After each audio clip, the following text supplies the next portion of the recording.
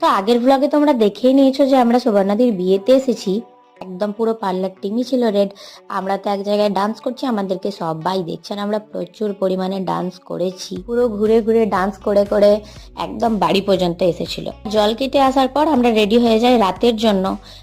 রাতেও আমরা সবাই শাড়ি পরেছিলাম। এই যে আমি এখানে পুরোপুরি রেডি, আর এই যে আমার ফ্রেন্ড স্বস্তিকা, পূর্ণিমা দিয়ে আমরা সবাই রেডি হয়ে যাই।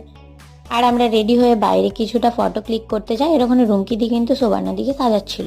তারপর আমি আর স্বস্তিকা তো ফার্স্ট ব্যাচেই খেতে বসে যাই। খাওয়াটা আগে সেরে নিই, তারপর দেখা যাবে। আর এটা হচ্ছে বিয়ের কোণে, খুব সুন্দর মিষ্টি একটা দিদি, খুবই ভালো দিদি। তো এখানে দিদিও রেডি হয়ে যায়। তারপর আমরা সবাই দিদির সাথে ফটো ক্লিক করি, আরও সবার সাথে ফটো ক্লিক করি। এটা মৌমিতা দি।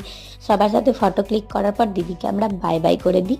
অনেক রাত হয়ে গেছিলো, প্রায় 11:30টার সময় আমরা বাড়ি আসি। তো চলো আমার এই ব্লগটাই পর্যন্তই, দেখাবে নেক্সট কোনো ব্লগের। টাটা।